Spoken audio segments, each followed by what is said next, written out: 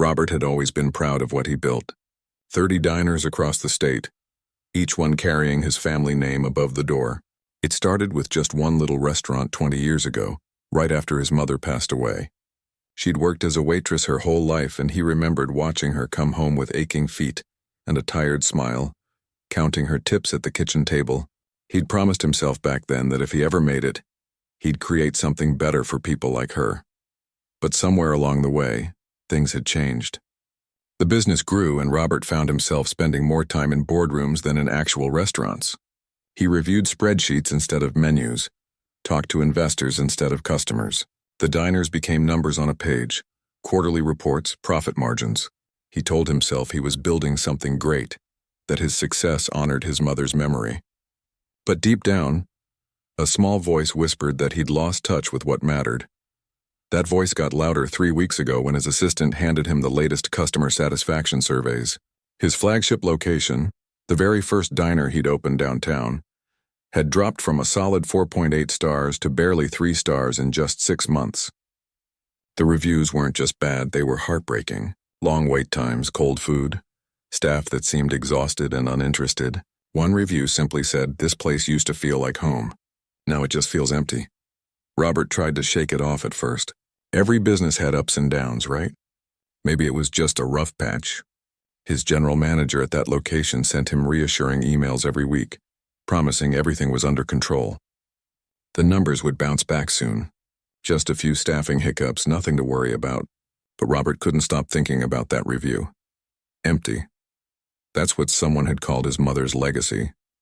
So he made a decision that his board of directors would have called crazy. He was going to see for himself what was really happening, but not as the CEO. Not with advance warning and everyone on their best behavior. He wanted the truth. The kind of truth you only see when nobody knows you're watching. On a Tuesday morning, Robert looked at himself in the mirror and barely recognized the man staring back.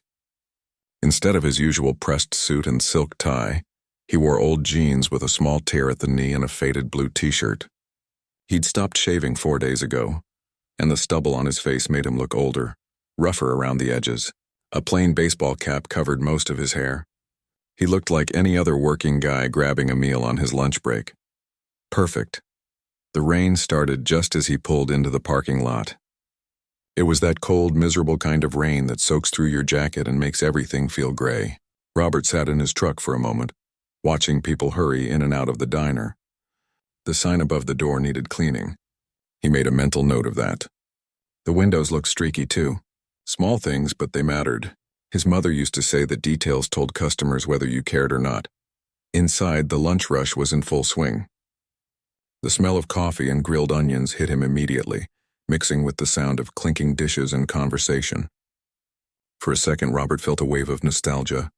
This was what he remembered, what he'd loved about the restaurant business. But as his eyes adjusted, he started noticing the cracks in the picture. The hostess stand was empty. No one greeted him or told him to seat himself. He stood there for almost 2 minutes before he just picked a booth in the corner and sat down. From this spot, he could see most of the dining room and straight into the kitchen through the service window. The tables around him had dishes from previous customers still sitting there. A coffee cup here, a plate with half-eaten fries there. Nobody was clearing them. The servers looked run off their feet. There were only 3 of them working for a dining room that should have had at least 5 during lunch. They moved between tables with that specific kind of exhaustion that comes from doing the work of 2 people for hours on end. Robert watched one young server practically sprint from the kitchen to a table of businessmen who were clearly annoyed about their wait time. Then he saw her. A woman who looked to be in her mid-20s with light brown hair, pulled back in a ponytail that had gone messy hours ago.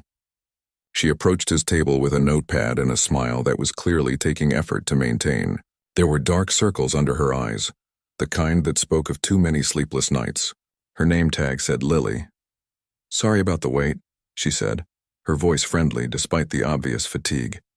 "Can I start you off with something to drink?" "Just coffee and a burger, please," Robert replied, keeping his voice casual. "However it comes is fine. You got it." "Won't be long." She scribbled on her notepad, and Robert noticed her hands were shaking slightly. "Not a lot, but enough to see." She caught him noticing and quickly steadied them, offering another smile before heading toward the kitchen. Robert settled in to watch. This was what he'd come for, to see how things really operated when the CEO wasn't breathing down everyone's neck, and what he saw troubled him more with each passing minute. The kitchen was clearly understaffed too. Through the service window he could see only 2 cooks working a grill and fryer that should have had 4 people. Orders were backing up on the ticket rail. One cook kept shaking his head and throwing his hands up in frustration. The other just looked defeated, mechanically flipping burgers with dead eyes. In the dining room, customers were getting restless. A couple at a nearby table had been waiting for their check for 10 minutes. A family with 2 small kids had been seated but hadn't seen a server yet, and the children were starting to get cranky. An elderly man at the counter was trying to flag someone down for a coffee refill. Everyone was doing their best, but there simply weren't enough hands. Lily brought Robert his coffee after about 5 minutes. Her smile was still in place, but he could see the strain behind it. She apologized again for the wait, said his burger would be up soon, and rushed off to help the family with the crying kids. Robert watched her go, remembering his mother coming home from shifts like this. The exhaustion that ran deeper than just physical tiredness. The emotional weight of wanting to do a good job but not having the support to make it happen. The burger arrived about 20 minutes later. It was decent, nothing special, but not terrible either. Robert ate slowly, observing everything. The drinks that took too long to refill. The cold fries he heard a customer complain about at another table. The apologetic expressions on the servers' faces as they dealt with one frustrated customer after another. This wasn't a problem with the food or the service, really. This was a management problem. A leadership problem, and then he heard it. At first, Robert thought he'd imagined it. The dining room was noisy with conversation and the clatter of dishes. But there it was again, coming from the kitchen. A sound that made his chest tighten. Someone was crying. Not loud, not dramatic. Just quiet, muffled sobs that someone was desperately trying to hide. The kind of crying that comes when you're at the end of your rope, but you still have to keep working because you can't afford not to. Robert set down his burger and looked toward the kitchen doors. Through the small window, he saw Lily push through into the back, her shoulders hunched forward. The crying got just a bit louder for a second before the door swung shut again.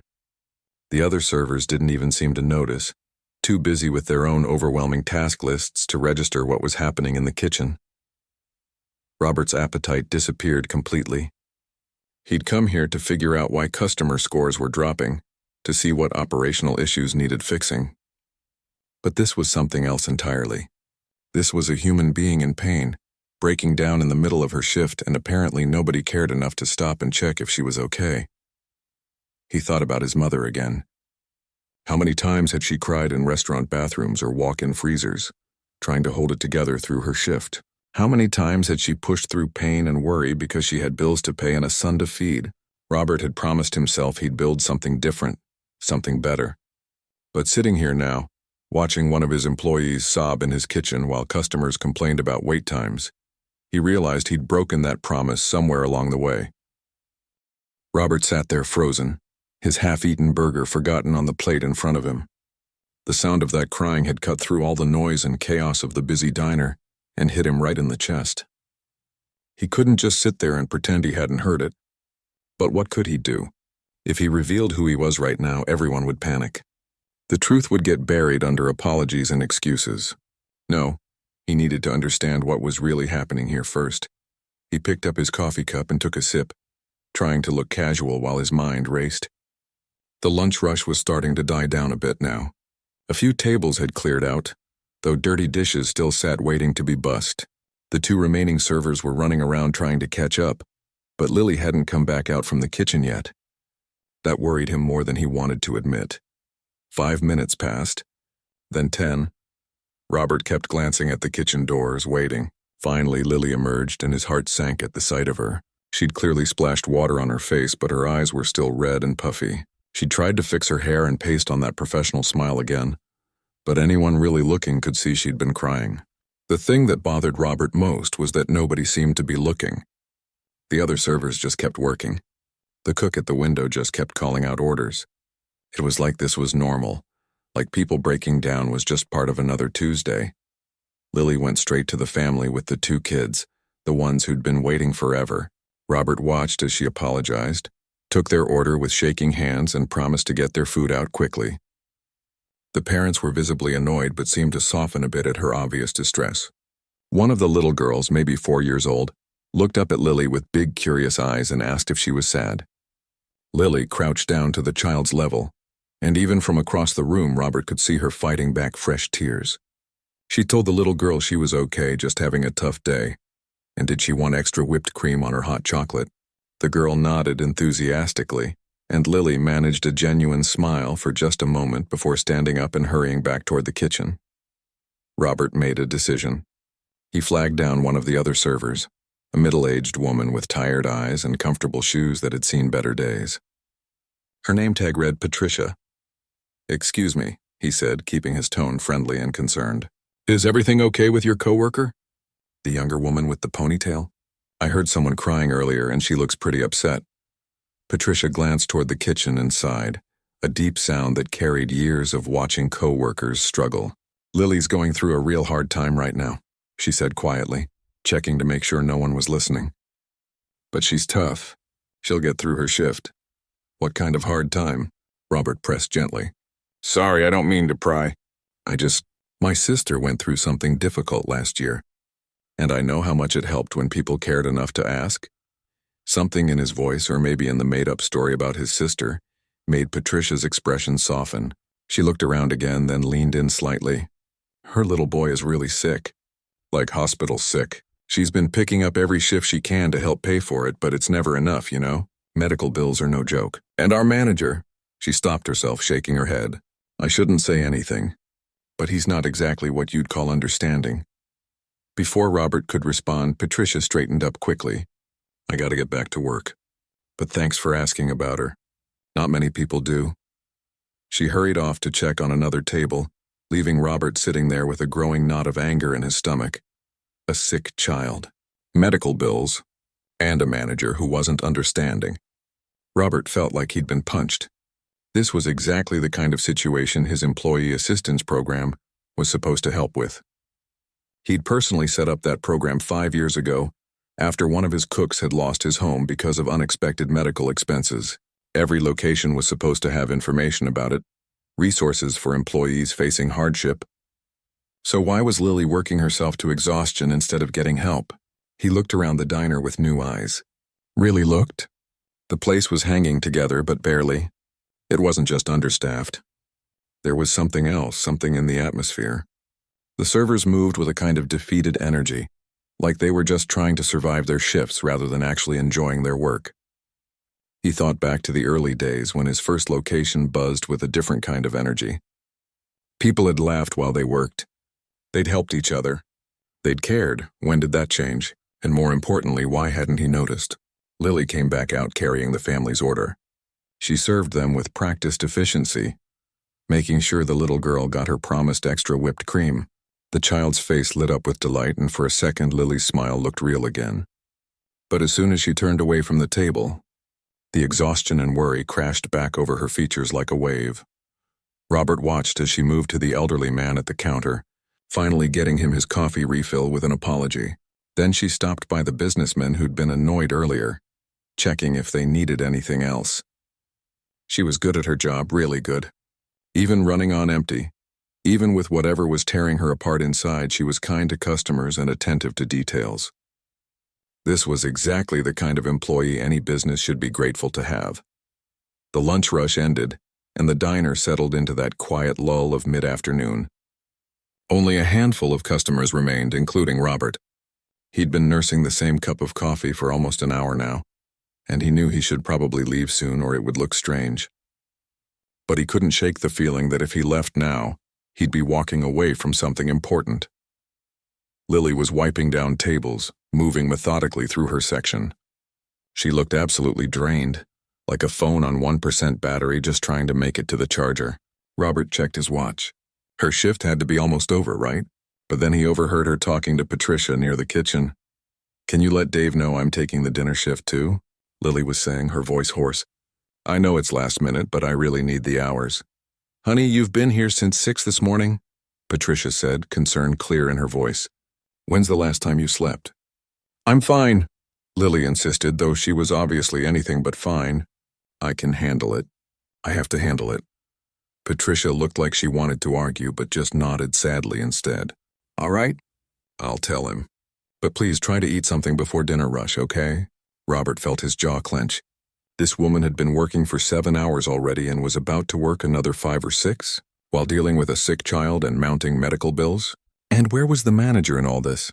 Why wasn't anyone stepping in to make sure she didn't literally work herself into the ground? As if summoned by the thought, a man emerged from the back office. He was in his late 30s, wearing a polo shirt with the diner's logo and an expression of casual superiority. He barely glanced at the dining room before heading to the kitchen, shouting something about ticket times that Robert couldn't quite make out. That had to be the manager. Robert watched as the man stood at the kitchen window, arms crossed, criticizing something about how the cooks were plating the food. There was no warmth in his posture, no sense that he cared about anything except enforcing rules. Robert had seen managers like this before, had even hired a few before he learned better. The kind who thought leadership meant commanding instead of supporting. The kind who saw employees as resources to be used up rather than people to be valued. The manager turned and caught sight of Lily restocking napkin holders at the counter. "Lily," he called out loud enough that everyone in the diner could hear. "When you're done with that, I need you in the office. We need to talk." The tone wasn't friendly. It was the voice of someone about to deliver bad news, maybe even a warning or a threat. Lily's shoulders tensed immediately. She nodded without looking at him and finished what she was doing with hands that shook even more than before. Robert had seen enough. Actually, he'd seen way more than enough. But he still couldn't reveal himself, not yet. He needed to know what that manager was going to say to Lily. He needed to understand just how bad things had gotten in his absence. So he did something impulsive. He stood up, walked to the counter and asked Patricia if he could use the restroom. She pointed him toward the back near where the office was located. The hallway was dim and smelled like industrial cleaner. Robert walked slowly, listening. The office door was partially open, and he could hear the manager's voice drifting out. He positioned himself near the restroom door, out of sight but close enough to hear. "Look, I'm going to be straight with you," the manager was saying, his voice dripping with annoyance. "I'm getting complaints about your performance. Customers are saying you seem distracted, that you're slow getting their orders out." "I'm sorry, Dave." Lily's voice came, small and tired. "I'm doing my best. I promise I'll do better." "Your best isn't cutting it," Dave snapped back. "And honestly, I'm tired of the drama. Every week it's something new with you. You need more hours? You need an advance. You're getting calls from the hospital during shifts. This is a business, not a charity." There was a pause and Robert could hear Lily trying not to cry again. "My son is really sick," she said, her voice breaking. Robert stood in that hallway, every muscle in his body tense, fighting the urge to burst into that office and tell Dave exactly who he was and exactly how fired he was about to be. But something held him back. He needed to hear all of it. He needed to understand just how deep this problem ran before he acted, so he stayed there, hidden in the shadows, listening to his employee get torn apart by someone who was supposed to lead her. "I can't have servers falling apart during shifts," Dave continued, his voice sharp and dismissive. "It makes the whole team look bad. It makes me look bad. And frankly, if you can't handle the pressure of this job while dealing with your personal situation, maybe this isn't the right place for you." The threat hung in the air like a blade. Robert heard Lily take a shaky breath. "Please," she said, and the desperation in that one word nearly broke his heart. "Please don't fire me. I need this job. My son needs me to have this job. I'll do better, I swear. I won't cry anymore. I'll smile more. Whatever you need, just please don't take this away from me." There was a long pause. Robert imagined Dave sitting there behind his desk, probably enjoying the power he had over this struggling mother.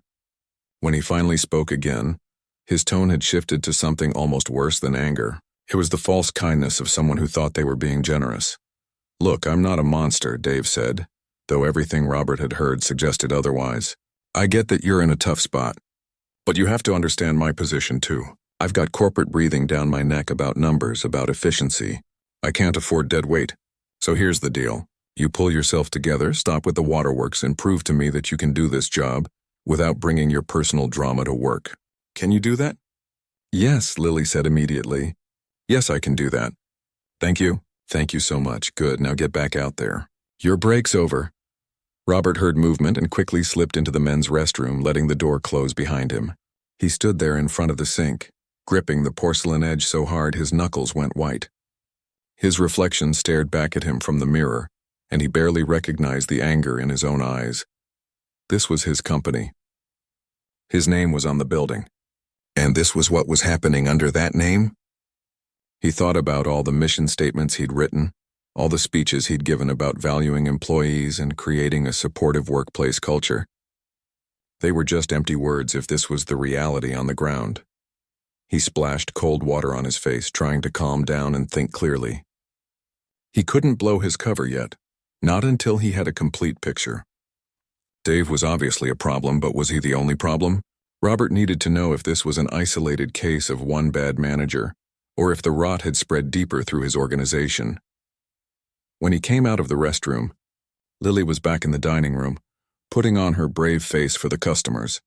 Dave had returned to his office, probably feeling quite proud of himself for handling that situation. Robert wanted nothing more than to march in there right now, but he forced himself to walk back to his table instead. Patricia came by to check on him. "You doing okay, hon? You've been here a while.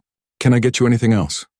Robert looked up at her, this woman who'd been kind enough to tell him about Lily's situation earlier.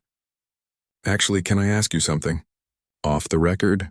Patricia glanced around and then slid into the booth across from him, clearly grateful for a chance to sit down for a moment.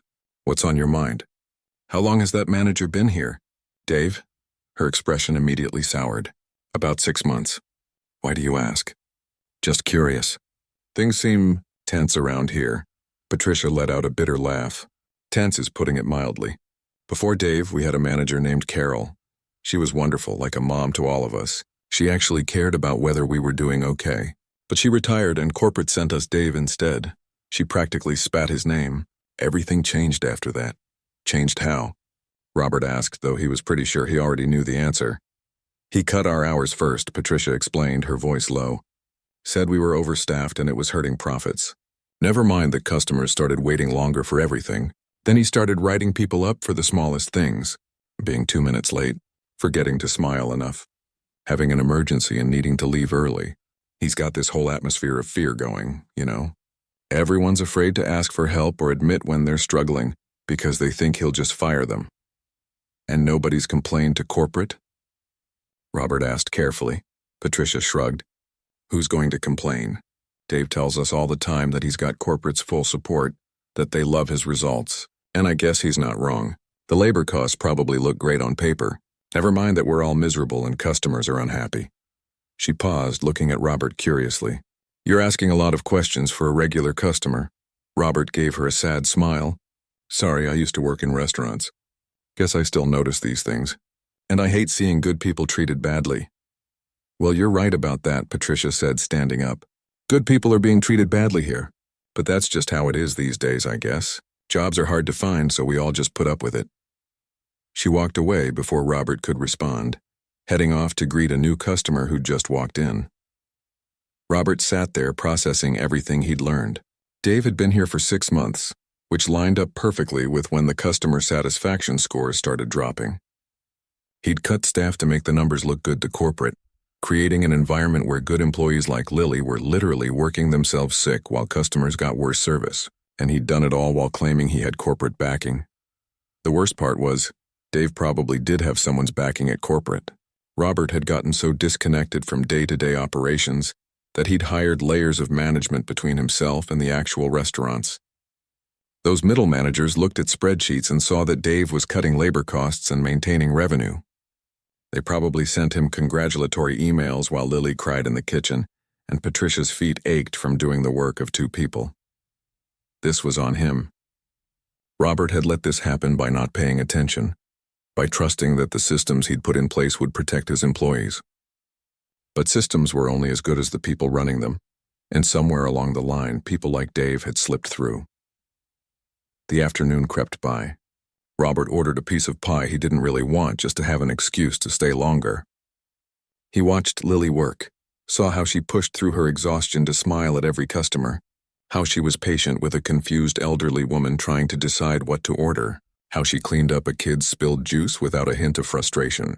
She was an exceptional employee, exactly the kind of person who should be cherished and supported, not threatened and dismissed. Around 4 o'clock, the dinner prep started. A new cook arrived and the evening servers began trickling in for their shifts. Robert knew he should leave soon or risk looking suspicious, but he found himself ordering coffee again, unable to walk away just yet. Dave emerged from the office again, clipboard in hand, doing a walkthrough of the dining room. He stopped by each server, pointing out things that needed to be done before dinner rush. His tone was sharp, critical. Nothing was good enough. The salt shakers weren't lined up properly. A menu had a small stain. The windows could be cleaner. On and on he went, finding fault with everything while offering no help or encouragement. When he got to Lily, Robert leaned forward slightly to hear better. "You're staying for dinner shift?" Dave asked, though it sounded more like an accusation than a question. "Yes, sir," Lily said quietly. "I already cleared it with Patricia. Fine, but I don't want a repeat of this afternoon's drama." "Understood?" "Yes, sir." Dave walked away without another word, and Robert saw Lily's shoulders sag with relief at being dismissed. She looked absolutely drained, and her shift hadn't even technically started yet. That was when Robert made his decision. He couldn't just observe anymore. He needed to act, and he needed to do it now. But he had to be smart about it. If he revealed himself too soon, Dave would go into damage control mode. He'd have excuses ready, would probably try to throw Lily under the bus to save himself. No, Robert needed something more. He pulled out his phone and texted his assistant. "Need you to pull all personnel files for the downtown location. Manager evaluations, employee complaints, everything. Also get me the contact info for every staff member there. And do it quietly." The response came back quickly. "Everything okay?" "Not even close," Robert typed back. "But it will be." He looked around the diner one more time. At Patricia, who'd been doing the work of 2 people for months. At Lily, who was literally working herself to exhaustion to save her son. At the cooks in the back, stressed and overworked. At the customers who were getting subpar service through no fault of the actual staff. This ended today. Robert didn't know exactly how yet, but he knew one thing for certain. Dave's time as manager was measured in hours, not days. And more than that, Robert was going to make sure that every single person in this diner knew that their CEO had been here, had seen their struggles, and was going to make things right. But first, he needed one more piece of the puzzle. He needed to see Dave in action when he thought no one important was watching. The dinner rush started slowly and then hit all at once, the way it always does in restaurants. By 5:30, the diner was packed again. Families coming in after work, couples on dates, construction workers still in their dusty clothes looking for a hot meal. The 3 servers moved like they were dancing a complicated routine they'd practiced 1,000 times, weaving between tables, balancing plates, refilling drinks, always smiling even when customers were rude or impatient. Robert watched it all from his corner booth. He'd been there for hours now, nursing coffees and picking at food he barely tasted. A few of the servers had started giving him curious looks, probably wondering why this guy in the baseball cap was hanging around so long. But nobody asked him to leave, and he wasn't about to volunteer. Lily was struggling. Anyone with eyes could see it. She moved slower than the other servers, and a couple of times Robert saw her steady herself against a table like she was dizzy. At one point, she disappeared into the kitchen for a few minutes, and when she came back out, her face looked pale and drawn. She'd probably been trying to pull herself together, maybe splashing water on her face again or just taking a moment to breathe. The thing was, even running on fumes, she was still better with customers than most servers Robert had seen. She remembered that a regular liked his coffee a certain way. She brought extra napkins to a mom with messy toddlers before the mom even had to ask. She laughed genuinely at an old man's corny joke. This woman had every reason to phone it in, to just go through the motions and collect her paycheck. But she couldn't. It wasn't in her nature. She actually cared. That made what happened next even harder to watch. A table of 4 businessmen had been seated in Lily's section about 20 minutes earlier. Robert had clocked them immediately as trouble. Loud voices, snapping fingers to get attention. The kind of guys who treated restaurant staff like servants. They'd ordered drinks and appetizers, and Lily had gotten everything out to them quickly considering how slammed the kitchen was. But it wasn't fast enough for them. Robert heard one of them complaining loudly about the wait time, even though it had only been about 15 minutes. When Lily came by to check on them and let them know their entrees would be out soon, The main complainer decided to make his displeasure known. "This is ridiculous," he said, not bothering to lower his voice. "We've been waiting forever. What kind of place is this?" "I'm so sorry, sir," Lily said, her professional smile firmly in place. "We're just really busy tonight. Your food should be up any minute. Can I get you anything else while you wait?" "Yeah, you can get us a server who actually knows what she's doing," the man shot back. His buddies laughed like he'd said something hilarious. Robert saw Lily's face flush, but she kept her composure. "I'll go check on your order right now," she said quietly, and turned to leave. "Must be nice," one of the other men said loud enough for half the restaurant to hear. "Getting to work a job where you can just take your time and not worry about actually performing." Lily stopped mid-step. For a second, Robert thought she might turn around and say something. He honestly wouldn't have blamed her if she did. But she just stood there, shoulders tight, before continuing on to the kitchen. Robert felt his anger rising again. He wanted to walk over to that table and tell those men exactly what he thought of them. But before he could move, Dave appeared, clipboard in hand as always, and made a beeline for the businessman's table. "Gentlemen, is everything all right?" Dave asked, his voice dripping with concern. "I couldn't help but overhear you had some concerns." The main complainer immediately launched into a tirade about slow service and incompetent staff. Dave nodded along sympathetically, occasionally shooting glances toward the kitchen where Lily had disappeared. When the man finally finished, Dave's response made Robert's blood boil. "I sincerely apologize for your experience," Dave said smoothly. "Your server is going through some personal issues, and frankly, it's affecting her performance. I've spoken to her about it, but clearly the message isn't getting through." He paused, then added, "Your entire meal is on the house tonight. It's the least I can do for such loyal customers." The businessmen seemed satisfied with this, their complaints turning to thanks. Dave walked away looking pleased with himself, like he'd just handled a crisis beautifully. Robert sat there stunned. Dave had just thrown Lily under the bus to appease some rude customers, offered them free food that would come out of the restaurant's profits, and probably felt like he'd done his job well. When Lily came back out with their food a few minutes later, she had no idea what Dave had just said about her. She served the meal with the same professionalism she'd shown all day, even apologized again for the wait. The businessmen were slightly nicer now that they knew they weren't paying, but they didn't thank her or acknowledge that maybe they'd been unreasonable. Robert pulled out his phone and typed a quick note into his messages, documenting what he'd just witnessed. The time, the situation, exactly what Dave had said. He'd been collecting evidence all day, but this felt like the final straw. Dave wasn't just unsupportive or cold. He was actively undermining his own staff to make himself look good. The evening continued. Robert ordered a slice of cake he didn't want. Then another coffee. The servers had definitely noticed his extended stay by now, but they were too busy to question it. Around 7 o'clock, his phone buzzed with a message from his assistant. She'd sent him the files he'd requested, personnel records and complaint logs for the downtown location. Robert opened them right there in the booth, scrolling through on his phone. What he found made him sick to his stomach. In the 6 months since Dave had taken over, there had been 12 formal complaints filed against him by staff members. 12. They ranged from harassment to unfair scheduling to verbal abuse.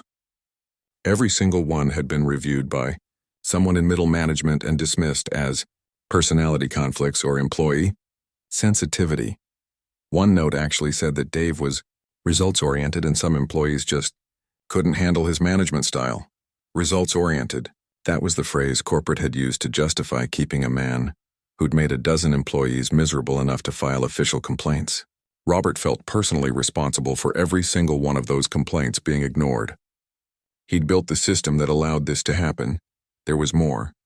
Dave had fired 3 people in the last 6 months, all for what he called performance issues.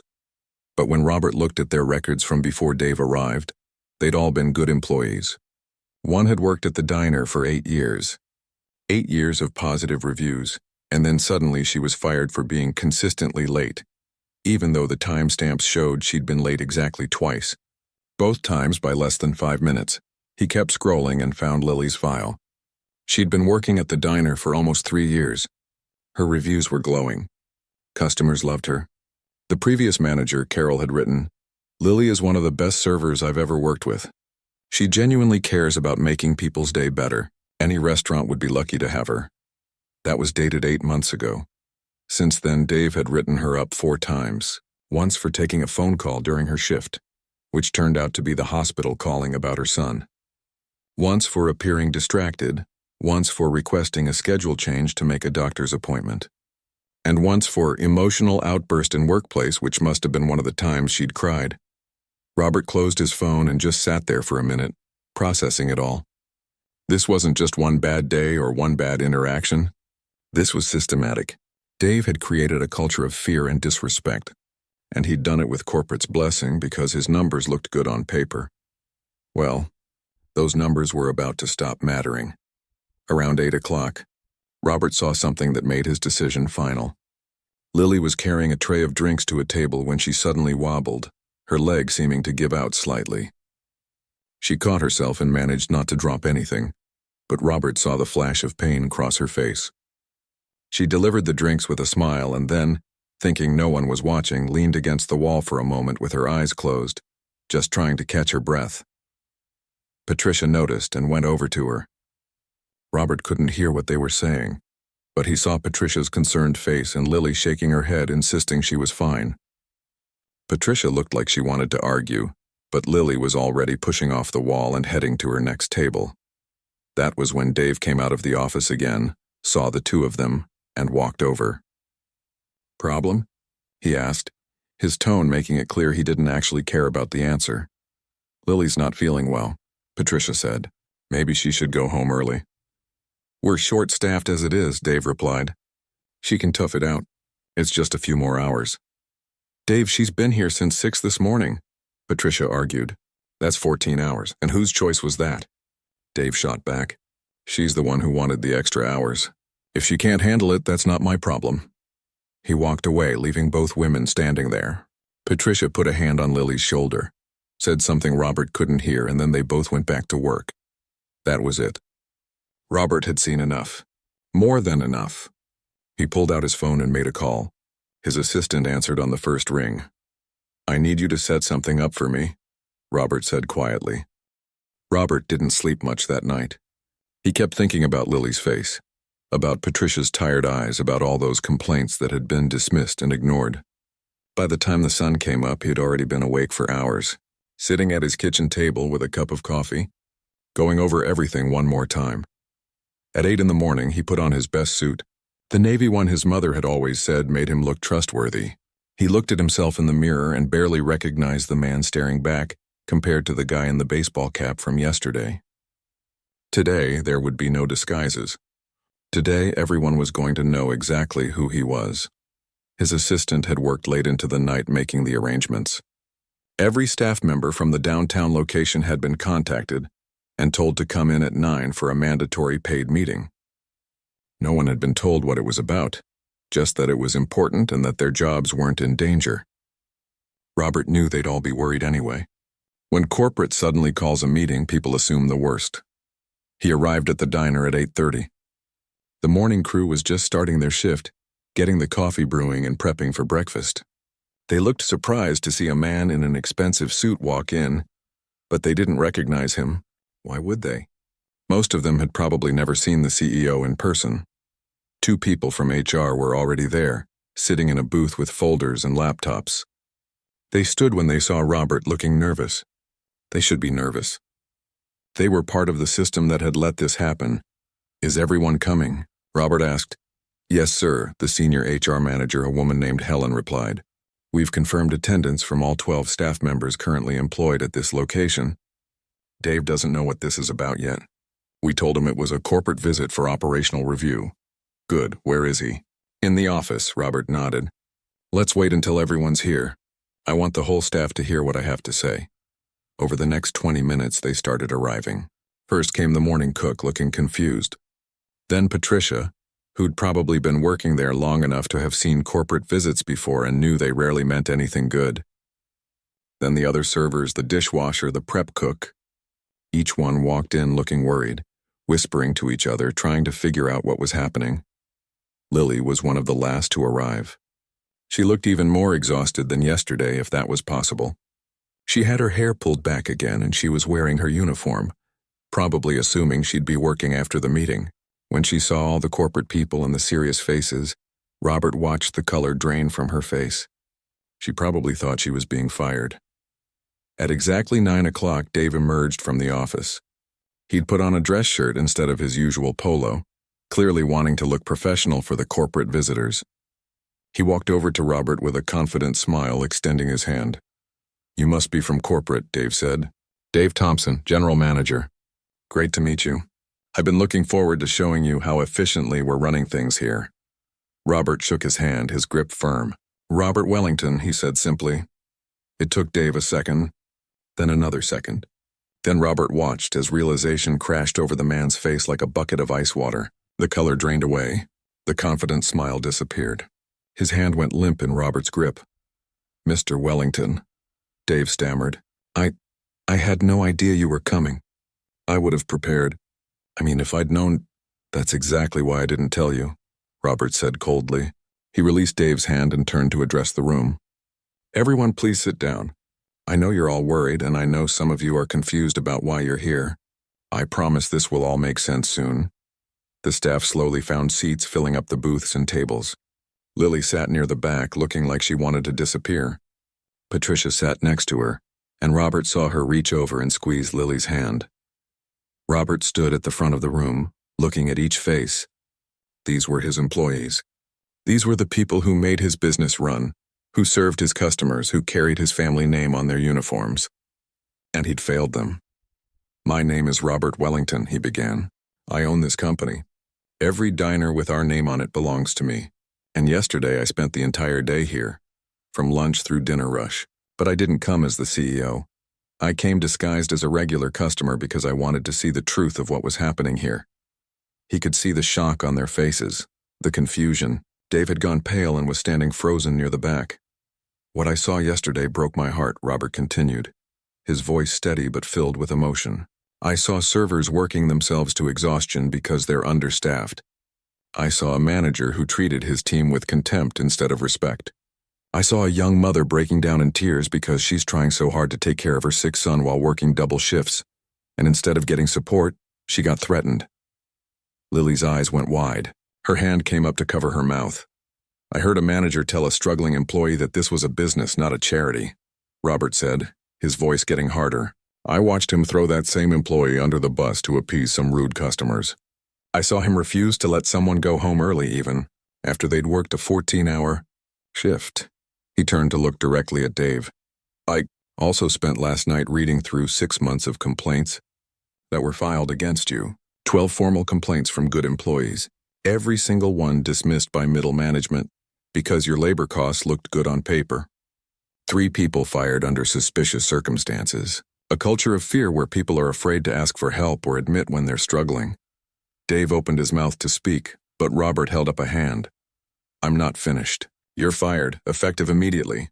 Security will escort you out, and HR will be in touch about your final paycheck.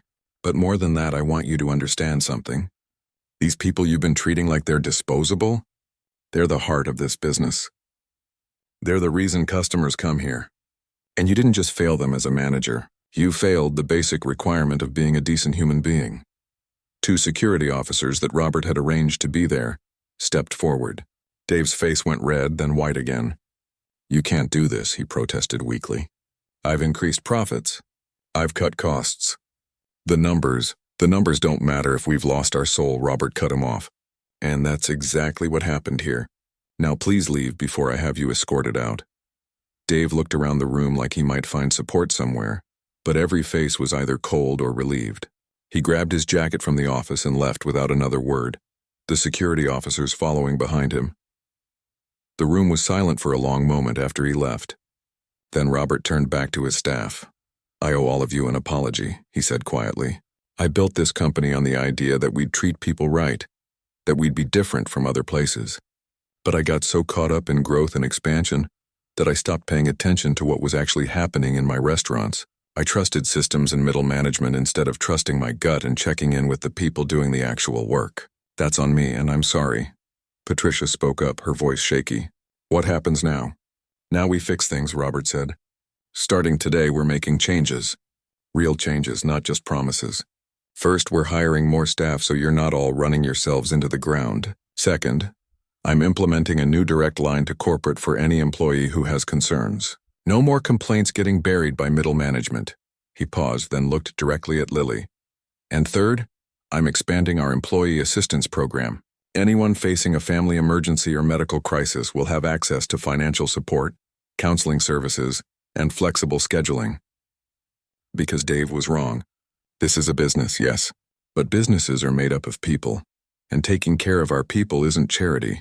It's just basic human decency. Lily was crying now, but these were different tears than yesterday. Patricia had her arm around her shoulders. Lily, Robert said gently, I know about your son. I know about the medical bills.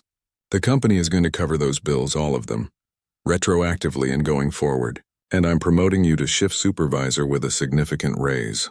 You've shown more leadership and grace under pressure than most managers I've seen. If you're interested in the position, that is. Lily couldn't speak. She just nodded, tears streaming down her face.